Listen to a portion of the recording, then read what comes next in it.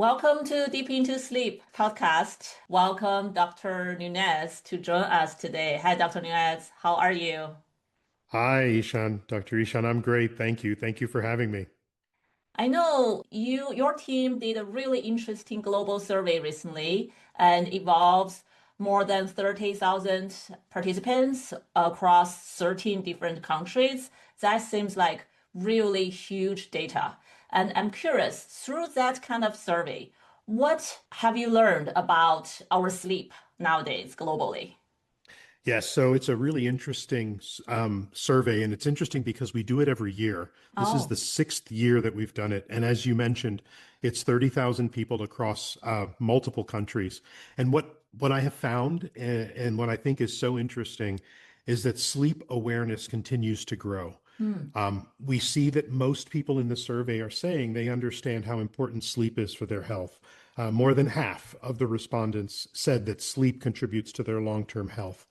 But the problem is also a lot of the respondents say that their sleep is not good and they know that it's not good. And many of them have not taken the steps to improve their sleep. So we have a really interesting time in the natural history of sleep health. The awareness problem seems to be going away, but there is still a gap between awareness and action.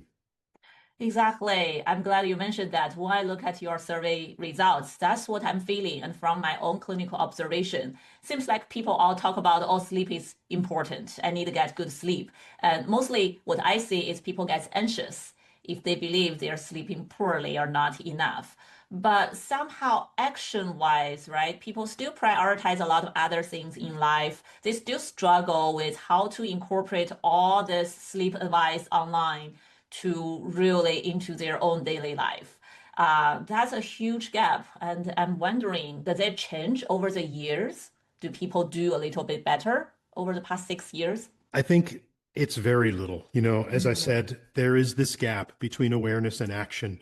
It was a little more than 10 years ago where if you look at Google Trends and the terms that people search, 15 years ago, diet and exercise were still searched more often than sleep.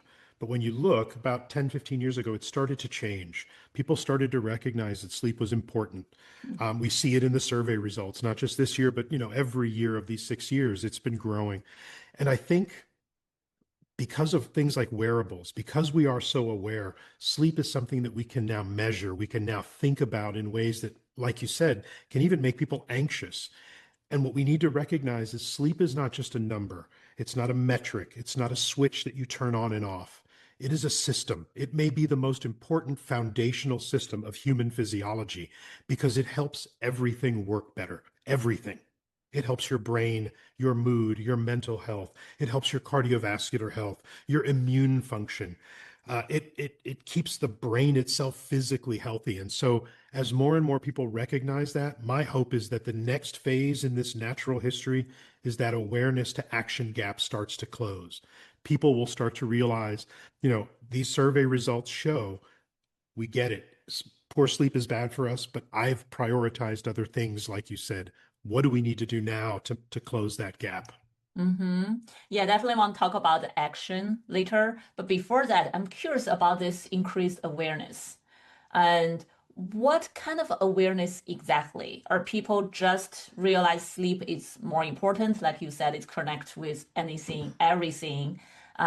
Or have you noticed any specific aspect of the awareness? Or are people gaining the awareness in the helpful direction? Yeah, it's a little bit of both. I think as we've seen people get more interested in sleep, it's become a topic that you see more in popular media, social media. You know, People like you who do amazing work to get real awareness out there. There are content creators in social media and even in popular and public media that are talking about health and people are listening. For too long, you know, people like us, scientists, clinicians, physicians, we published lots of papers and we had abstracts we presented at meetings, but the billions of people that struggle with their sleep, they don't go to scientific conferences. They're not reading those journals, right? They're on social media. They talk to their loved ones. And so what I see is awareness is changing and Mhm. getting better because it's coming from multiple directions. We need to reach people before they become patients, because many people don't realize that poor sleep can be a disorder, can be due to a disease or a condition. They're just people trying to figure out, why do they feel so blah every day when they wake up? And it's important, and we know it is. How do we, again, change that awareness into action?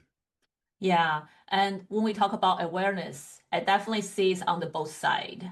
And like I mentioned earlier, people do realize it's so important, but some people may push it to extreme that they really want to control sleep. And then they, like you mentioned, use a tracker to really focus on sleep performance. How should I sleep? What's my KPI in sleep every day, every week? And use that as another evidence to judge themselves. Am I doing good in this sleep improvement? And I just feel like there's a great awareness, but in a way, it loses its balance. Yeah, no, you've hit on something that's so important, because the other side of this is, as awareness has grown through media and discussions, it's also grown through technology. For the first time, you can wear something while you sleep, or wear something all day long, a ring, a watch, soon we'll see other form factors that gives you more data about yourself, longitudinal data, some of it clinical grade. I mean, we have seen, wearables get FDA clearance for detecting things like arrhythmias and sleep apnea, speaking of sleep. So Mhm. people now have more data than ever. And again, the danger is trying to reduce sleep to just a score or one number, or to perseverate too much on the data, because then you can, you've probably talked to people about orthosomnia in your Mhm. practice, Yeah. where you fixate so much on trying to improve your sleep with all of this data, apps and wearables, you actually start to make your sleep worse, and you stress over it. I've seen that happen to a close friend, actually, who threw away their wearable because it was making their sleep worse. So yeah, we live in an interesting time, because we now know more than ever how important sleep is. We can track it, or at least we think we can track it in better ways than ever before, but still don't quite know what to do with the information or when to seek help. We saw that in the survey. A lot of people said, yes, no, I would seek help, but most of them have not. I think it's around 26% have actually gone to seek help when they think they have a problem with their sleep that is persistent and chronic, even though the vast majority say, oh, yes, I would go and seek help. Right, right. And I'm wondering, even with all this overloaded information around sleep or data around your own sleep, whether that's kind of like paralyze people in a way, and to know what to do and what's the next step is. And I'm not sure whether that gives some people the wrong confidence. If I have all this data and the information, I should be able to make a change in my own life somehow. Yeah, when you think about just general sleep quality and the Mhm. basics of sleep hygiene, the most important thing that I tell people they should be tracking: the time you go to bed and the time you wake up, because it should be about the same every single day. We all know this. You know this, right? Obviously, you don't have to worry about all of the other details. If you get those two things right, you're already better than most people. That Mhm. just that basic thing. Those are the types of things we should be tracking to get right. Um, you know, as good as wearables are getting in the amazing detail, and even clearance to detect something like sleep apnea, which can be devastating, um, it's still not a how do I say this? It's not going to allow the average consumer to all of a sudden become a sleep specialist. And if you worry about it too much, like we were just saying, it could actually disturb your sleep. So the goal should be focus on the stuff that is meaningful for you, that makes a difference, that you can feel. You want Mhm. to be able to wake up and feel refreshed. And if you realize, gosh, the timing was all wrong, it was something so simple that I could do, then look at that. You could have fixed your sleep and set yourself up for a healthier life long term. Totally agree. And I think you touched on something about action item already. And when we talk about this gap between awareness and action, when we think about what to do, I think the action is really there's at least two different categories. What you should avoid doing versus what you could do more, maybe can be helpful to you, right? And I'm wondering, either through this survey or from your own other research, your own observations, any behaviors actually get in the way of people's good sleep, good rest, good health, maybe even they think it's helpful, but actually it's not. Yeah, two things stick out that actually stuck out in the survey as well as observations, even my own personal life, and many of us can probably relate to this. Stress, the stress of life, the stress of work. We live in an interesting world right now where it can be stressful. Just every headline, you never know what's going to happen. But then there's also the the habit that too many of us have to stare at a screen until the moment that we're ready to close our eyes. And the interesting thing for me is that both of those can be remedied with a very simple maneuver in terms of sleep hygiene, and that's that period where you wind down. Give yourself that hour before you close your eyes when you're not staring at a screen and you do something so that you can maybe lower that stress level. Uh, some people will meditate, some people will do breathing exercises, some people will write down, affirmations or maybe do a to-do list for tomorrow so you know what to do and the thoughts will get out of your head. But that period of just winding down, whatever works for you, to allow you to then get to bed at that time that works and wake up at that same time the next morning. Those really simple things help so much with just good, clean, healthy sleep and sleep hygiene. Hmm. Yeah, that's so important. And I noticed in my own clinical work, for people who are more anxious, have a sense of controlling sleep more than others, they may actually need a longer period of wind down, right? Yeah. Yeah, Yes. and that they can really benefit that from that. But the question I got from people when I try to prescribe this kind of behavior strategy to them, they are asking, "What should I do then? How do I use this time before bedtime? If I should not look at my phone or no TV, what else can I do?" Oh. Yeah, no, we live in an interesting modern world where we do become so used to getting all of our information, entertainment, connection with others through that phone, through that screen. But yeah, that time to wind down gives your brain the time it needs to slow down so it can, slip into sleep. It's not a switch that you can flip. Okay, I'm done with my phone now. I flip the switch and I go to sleep, and find something to do. I mean, reading a book is the easiest thing, but not everybody is a reader. Um, maybe it's looking at pictures of your family, not on your phone, but in an album, right? The old school way, whatever can, get you away from a screen and just get you into a mindset that brings you joy or at least brings you some semblance of relaxation. We talk about the three pillars of health a lot, being sleep, nutrition, and physical activity. But managing stress is a big part of health as well. And that wind down period, as well as sleep together, are the best things you can do to manage stress in your life. Right. It's so interesting. I feel like nowadays we all have to learn how to de-stress. It's such a hard thing. I have so many clients coming into my office for anxiety treatment, not necessarily insomnia wise, but many of them told me they don't know how to really relax. Their body get tensed up all the time. And it's just hard. They have to learn strategies. They have to repractice, relearn, repractice certain things in life to really feel this sense of release and relaxation and chill. It's something kind of like already far away from our life for many people. Yeah, I was interviewed on a podcast in India, Mm. and they use the term hustle culture there and in other parts of Central and Southeast Asia, where it feels like modern life just doesn't give you time to relax. And we have to find that time. And even if it's just, an hour or part of an hour before you go to bed, you owe it to yourself because it's your health, it's your life. And, eventually, if you don't take care of this simple thing we should be doing every day, and that's good, effective sleep, you stop becoming an effective partner, brother, father or mother, employee, whatever boss, manager you are. And so take care of yourself because sleep matters today and it matters in 30 years when you're, dealing with something like cardiovascular disease or dementia. Right, right, exactly. And especially sleep deprivation.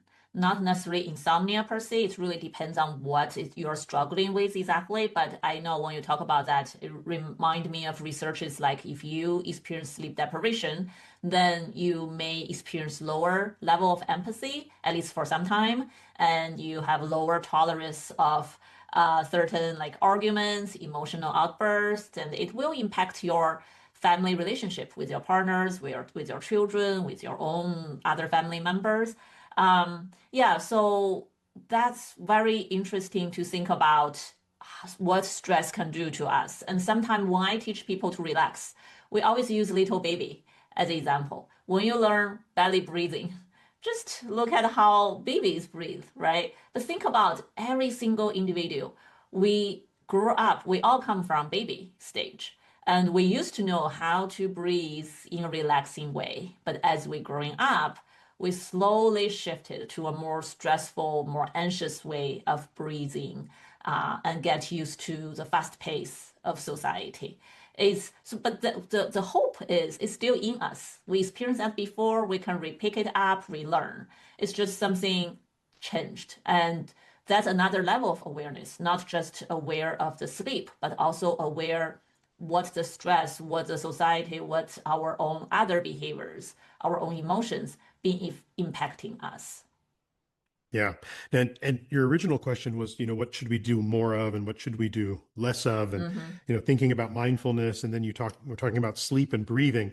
One thing, obviously, I'm a little biased because I actually have sleep apnea myself, is we Ah, should definitely do more breathing while we sleep. And that's one thing that is another unrecognized problem largely, in that there are a billion people in this world who suffocate while they sleep. And many of them are undiagnosed and untreated, but they may know because they have signs and symptoms that either they or someone in their home recognizes. So, one of the things that I think we need to do more of is when you really don't feel well after you sleep, when you are being told that it sounds like you stop breathing, or you wake up, with really weird symptoms like headaches, or, being, drenched in sweat, talk to your doctor. There are sleep disorders that are more than just poor sleep hygiene or my bedroom is too loud or too bright. You may have, real sleep disorders that that have good and effective therapy, but you have to seek help from a physician. yes, I love that. I feel like what you do, what you should consider doing more versus what you should stop doing or doing less, they're together in a way. Like when you talk about sleep apnea, it's so important. A lot of people first not realize it's a problem, or if they realize it's a problem, they are hesitant to seek help. Uh, or if they seek help, they don't like CPAP machine or whatever the doctor asks them to do.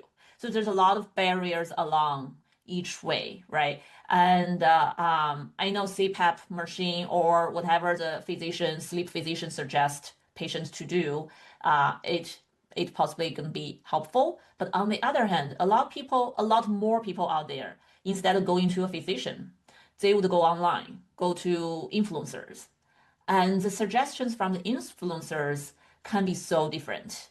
And that's what we should do less. I'm wondering how you think about those influencers talking about, oh, if you have sleep breathing problem, put a tape, or like you should do some weird stuff to yourself at night and just to that's possibly going to be helpful. I think there's all kinds of interesting suggestions from those young influencers, and I I don't know whether people out there are able to distinguish what is really scientific, research based, what is just influencers' personal opinion. Yeah, no, you bring up a very good point, because there's not a lot of regulation in the way that influencers talk about health and wellness, and can sometimes even cross the line into something that would get, a clinician like you or I in trouble if we talked about it that way. Just the way that advertising for drugs is regulated, and what they can and cannot say. So you have to be careful. I would say that if you're listening to general advice about sleep and health and wellness, absolutely. The more awareness we get, the better. We talked about that earlier.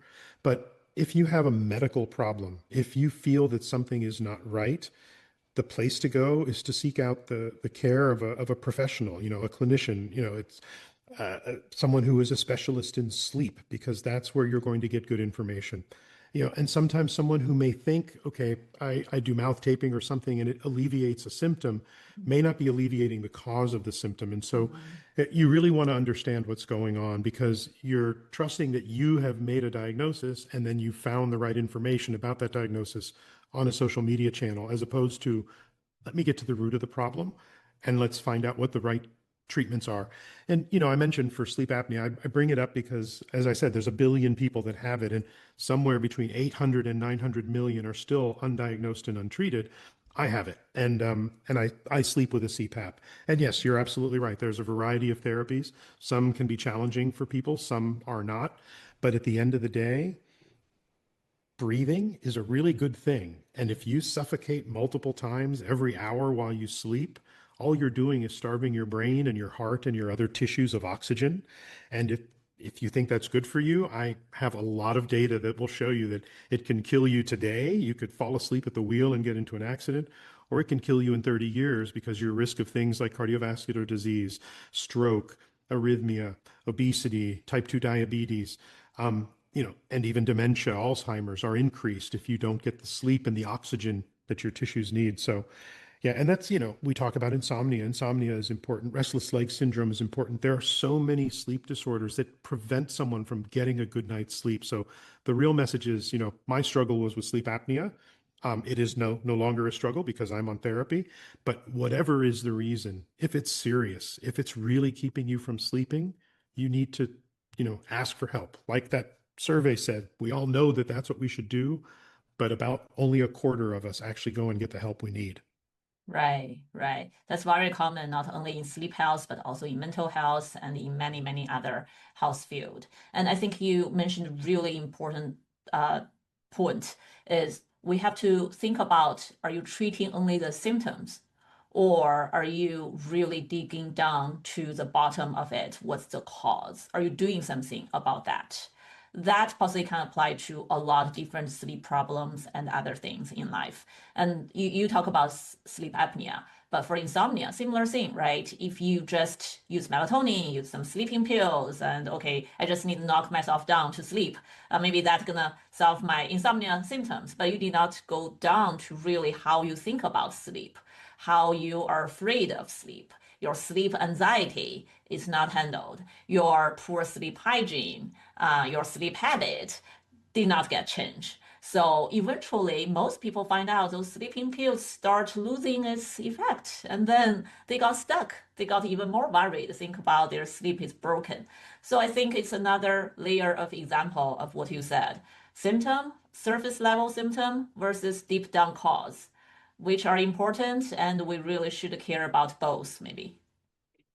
I couldn't agree more. And I think the fact that, some of the frontline therapies for insomnia, like cognitive behavioral therapy for insomnia, is one of the least used because we always default or tend to default to a sleeping pill.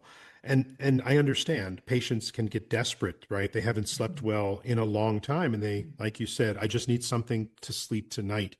Where I think we fail as a system, as a healthcare system, is, you know, the majority of those drugs are indicated for a short period of time, typically for acute insomnia. And we have a problem where people become dependent on, sleeping pills for longer than they're supposed to be. We never get them to the full behavioral, cognitive behavioral, the things that they can, do to make a long-term impact on their sleep. And that's where we fail. That's where, we see that too often, even beyond sleep in our healthcare system. You go for the the short-term sort of acute fix that now then becomes the chronic therapy that it was never intended to be.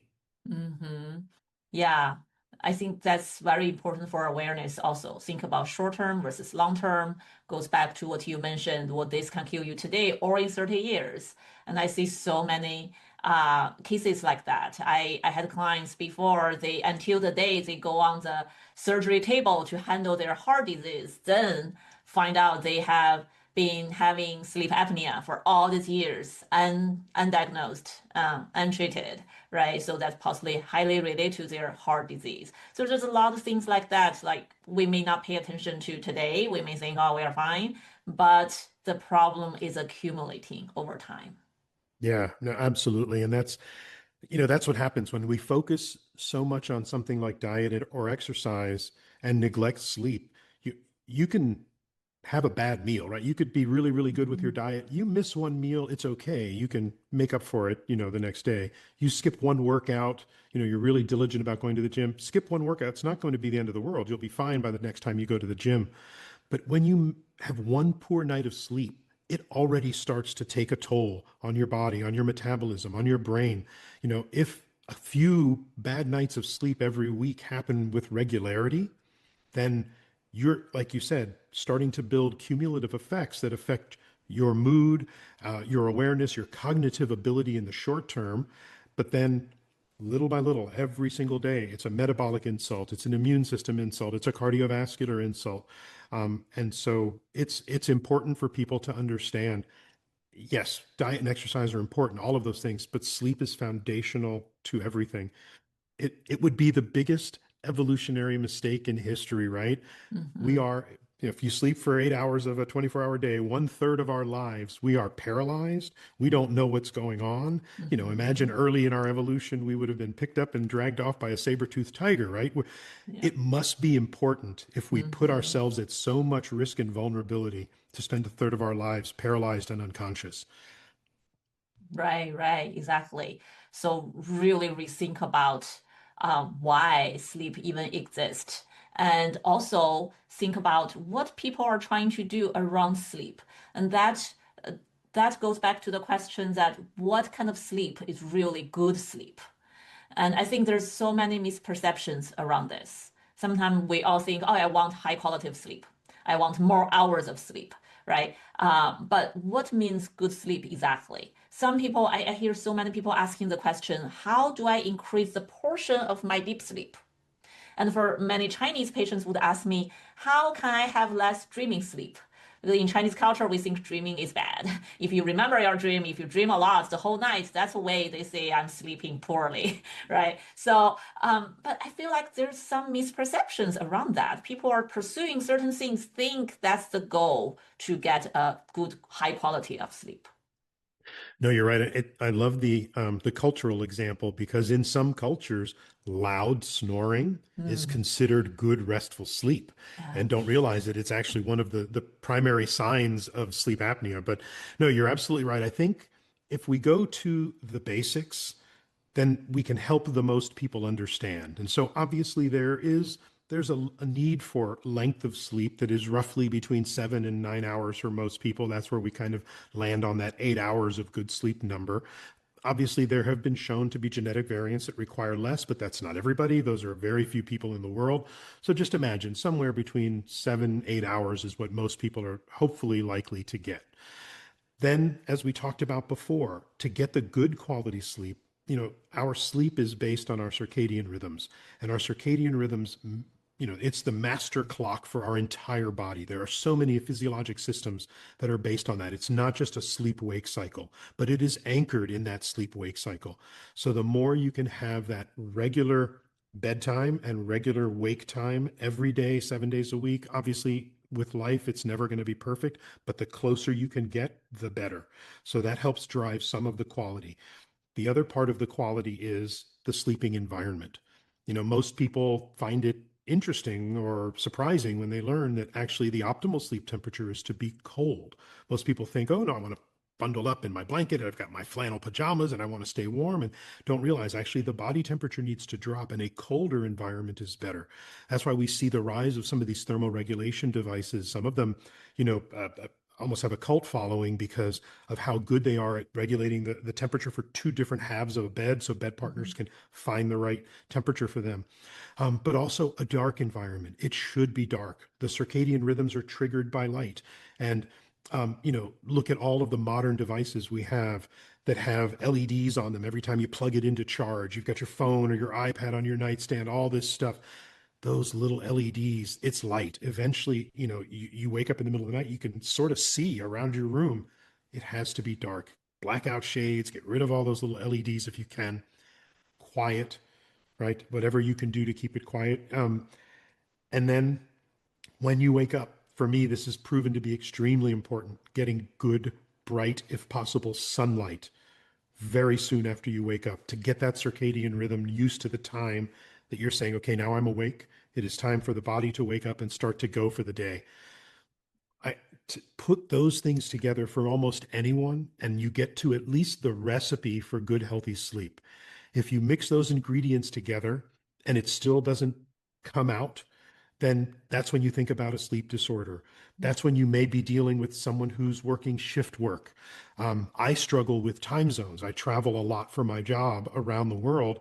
And I recently actually wrote an essay about how my circadian rhythms broke down as I crossed many Mm. time zones and didn't have the time to adjust, and how I had to use things like daylight and exercise and make sure that I didn't not made sure I slept every night with my CPAP to kind of survive and to function. So that's how I would define healthy sleep. And I know it's not doesn't seem very sexy or cool, like, hey, I've got all these hacks, here's my stack of peptides that I'm going to tell you or whatever.